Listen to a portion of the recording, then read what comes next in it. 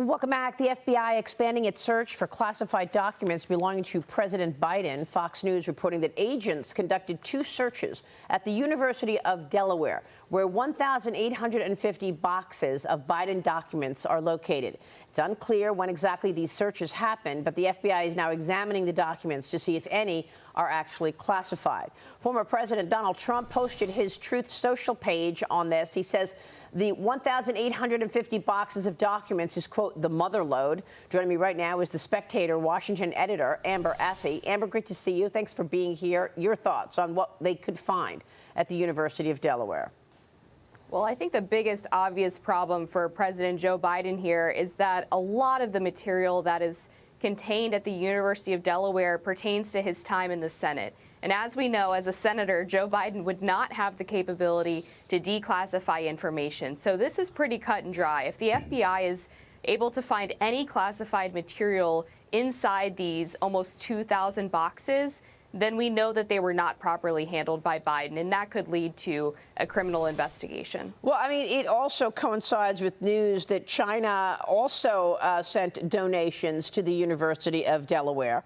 We know that they've sent tens of millions of dollars, $50 million to the University of Pennsylvania.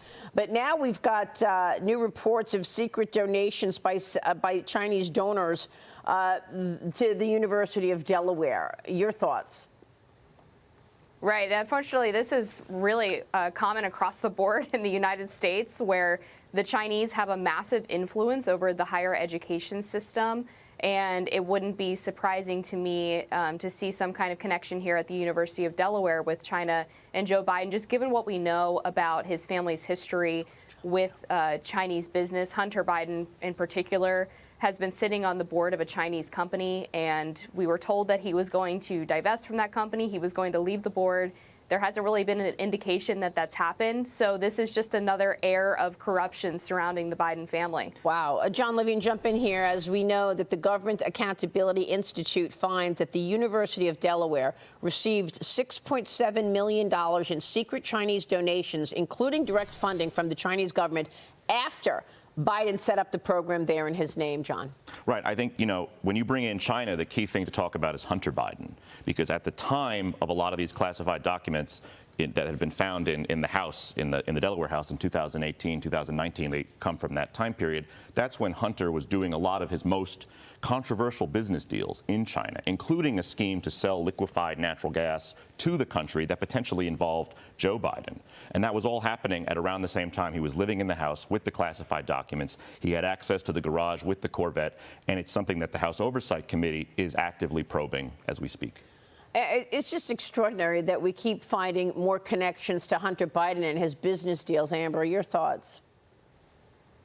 The well really runs deep. It seems like every time we turn another corner, we're learning more information about how Hunter Biden is connected to some type of corruption in some foreign country. I mean, we still really haven't learned the depths of the connections with the Ukrainian company Burisma in regards to what Joe Biden knew and when he knew it. And whether the money that Hunter Biden was receiving was being kicked back to Joe Biden in exchange for some kind of leniency on corruption in that country. It really is never ending. It's unbelievable, Lee. Well, what's interesting, as you talk about the money that's coming into the United States higher education, we have a Foreign Agents Registration Act, FARA, but there's an exception for academia. So for the American public, for years, there was just no pursuit of FARA by DOJ, much at all. It's very consistent. Over the last several years, they've been looking into it more, but there's this exception. But a lot of people make this decision, where should I send my kid off to school? And I think it would be good to be able to know that if you're sending your kid off to University of Delaware, that they have this major investor of University of China. Maybe that impacts a decision between 2 universities. Yeah, that's a great point. And in the middle of this, we are looking for leadership in terms of America. The National Park Service clearing a massive homeless encampment in downtown Washington on Wednesday. Amber, you were reporting on this. I know homelessness is a major problem in America's big cities. Chicago's O'Hare International Airport completely overwhelmed with homeless people, sparking serious safety concerns among staff and passengers who say that they've been followed, they've been harassed.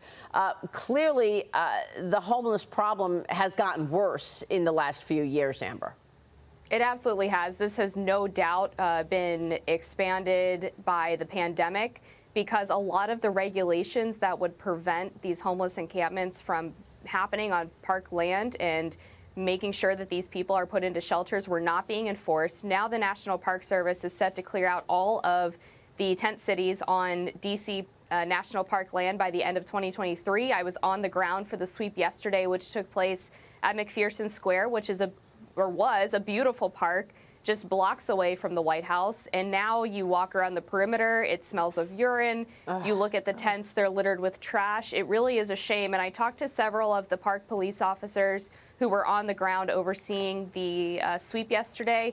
And they told me that the types of calls that they get to that park now are just horrific in terms of the harassment and the assault. I mean, when these people are taking up public park space, they are preventing every other citizen from being able to use and enjoy it. And yet there are facilities for the migrants, John. Right. No, I mean, what you consistently see is that this is part of a systemic pattern in certain cities. Living that way is a choice, and it's not something that occurs in a vacuum. When you see a city that allows tent cities, what you also see is rampant drug use, rampant crime. I mean, in New York City right now, you can't even take your dog to walk in some parks because they're going to step on needles, or they're going to eat used marijuana buds on the floor, and the dogs are getting high. Oh my that was reported in the New York Times. That is horrible. So there are systemic effects from this, and I have to reiterate, living that way is a choice. Not all cities have homeless encampments like that. Amber, thanks very much for weighing in. Amber Athey joining us. We will watch your work. Amber, thank you.